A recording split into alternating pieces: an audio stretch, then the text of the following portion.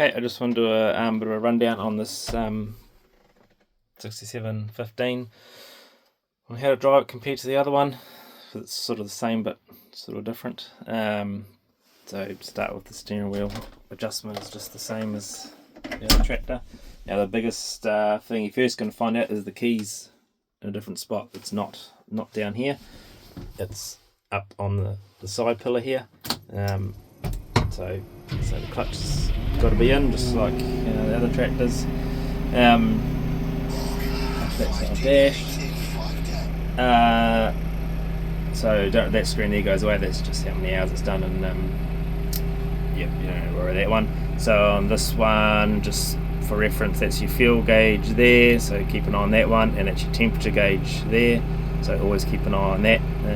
Driving around these two middle gauges, don't need to worry too much about them. Just oil pressure and AdBlue. I'm pretty sure that blue's been turned off. If you see those, well, particularly the oil pressure one, get real high, then let me know. But yeah, the AdBlue one, I'm pretty sure it's doing nothing. So down here, it's saying you got clutch there, brakes there. Now this one, to lock the brakes is easier to lock. You just have to give that a little flick with your gumboot, and they lock. Now it's fully locked. To unlock it, which is a bit harder in this one, but you can slide it across and down. But that's unlock. Flick it with your boot. Now it's locked. So just for you girls or anyone wanting to lock it, and obviously foot throttle. So this one has the same gearbox as the other tractor, but well, it's just slightly different. It doesn't have the the dial over here to change what mode you're in. Instead, this one you push this orange button on the T-stick here, and you'll see it's in rabbit mode at the moment, which means it's going to start in it's in rabbit mode over here, which means it's going to start in 3A every time you go forward and back.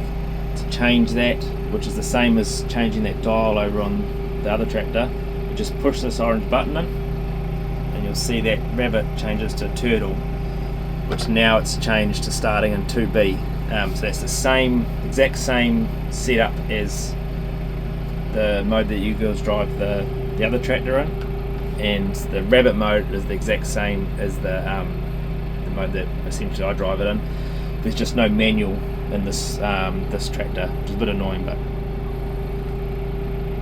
it's the way it is. So anyway, that's so same thing. You got gears exactly the same there, exactly the same here. You just have the option of a plus and minus on this joystick as well. So it's up gears, down gears. Pretty straightforward there.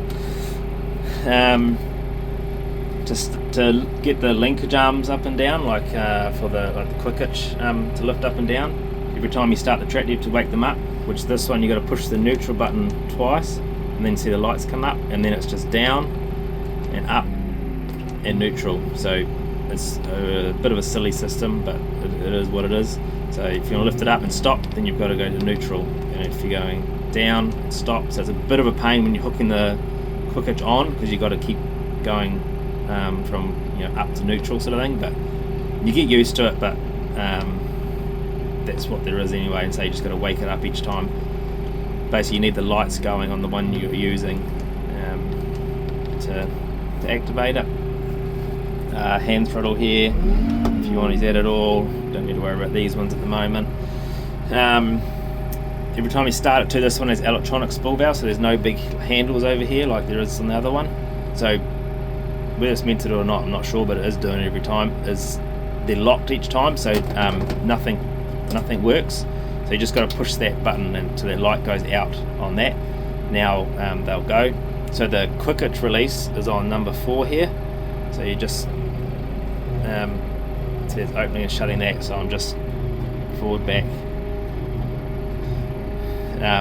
Yeah, pretty straightforward. If you want to put it into float, like we do with the big handles, how we put it like all the way by the handle, by the window,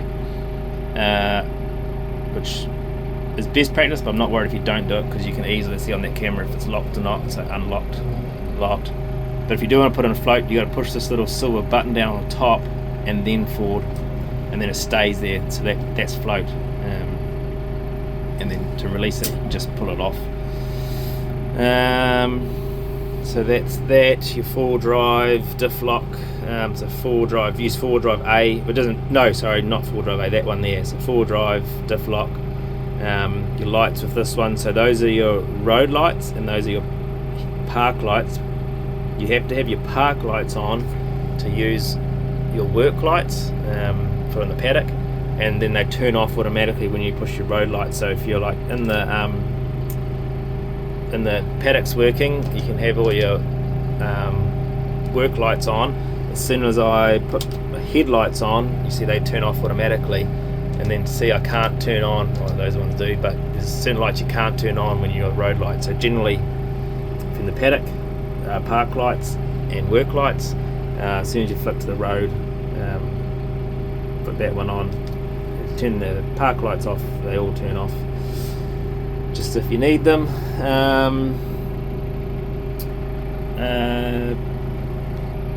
So that's PDO switches, but we're not using them at the moment. Obviously camera, GPS, but we're not using that at all. Radio and all that's the same. CB radio there if you want to listen to hear what the road workers are up to. So then we got this joystick here, which does the hydraulics out the back, the remote. So it does the same as these, but basically there's 4 sets on this tractor. So you got 1, 2, 3, 4. So these are 1 and 2. So you've got gears on here. Don't worry about that on there. It can change between forward and back, but it's a bit confusing. These 2 buttons here are programmable. I normally have 4-drive on those ones. So so if I push 3, 4-drive comes on, and then 4 is diff lock. But you can sometimes that changes because, like I said, that you can get them to do lots of different things, those buttons, but that's what I normally have it set for. So if you want to use them, you go for it. So the main thing is to use the feed out wagon. Then will be plugged in. You go across with this. Okay, so that's going to make it feed out, and then with your other finger you got across that way. It's a bit counterproductive because you're pushing it that way, but the side is going to go that way, but it's just the way it works, convenient finger. So you got to hold this one on with your palm and then this one with your finger to make the silage go across to like feed it out, sort of thing. And then when you want to bring more silage forward on the wagon, you actually pull this back. Again, it's just, I've set it up that way because to push it forward is just a bit sort of far reach with your little fingers. So you pull it back and that will bring the silage forward. So across for across and then back to bring the silage forward while holding this lever here still with your hand. That's pretty much it. I'll just show you a few things outside and hopefully that'll be the gist of it. Oh, I forgot to say the loader controls here, so it's a bit of an unusual position, but it is what it is. So it works the same as the other tractor, but it's just in a different spot. And it has, this one has 2 buttons on the back to follow, using grabs and stuff. They both do the same thing, so it doesn't matter which one you push. And obviously you got to push the button and go across just like you do with the little tractor. But yeah, they both will operate the same thing. Window wipers, indicators, and that's pretty much the same.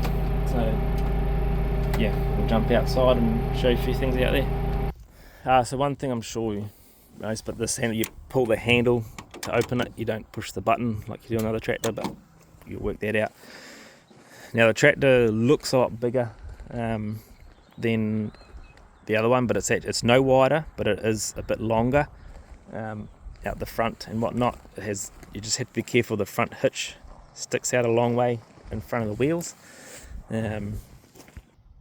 So the loader's the same, you got your third service valve here, so rather than being over there like they are, they're just here and there's no taps or anything to play around with for the tool release, because it's all done in the cab there. So you just plug it in, you don't have to, just those dust caps to get them off, you got to treat as if they're hose, you got to push them back to fit and unfit them. Toolbox in there, you got to just twist that and it slides out. Now at the back here, it's a little bit different, similar but just slightly different. Mainly to plug your hoses in. I don't have any on, so I can't show you, but to plug the hoses in is the same. You just plug them in, but when you want to release them, you push this handle to release them. You'll see how it moves in there. They're like, it pops them out. So you push that handle and they just sort of pop out. One thing, if they haven't been used for a while, and if you can't push them in, then just press the handle and that kind of frees them up, and then you should be able to press it in. But yeah, just if you're plugging something that hasn't been used for a while, just do that, and that should hopefully activate it. So you got your plug there for the feed out wagon. Shouldn't need to worry about other plugs. Pin there for drawbar, linch pins. Yeah, I think that's about it. Don't need this tap system up here, don't worry at the moment. That's controls the front linkage. I'm not using that currently, so just any more questions? Oh, and if you're hooking something on the back, you've got buttons here just like you do on the other tractor, for lifting up and down manually at the back here. But other than that, everything back here should be pretty much the same.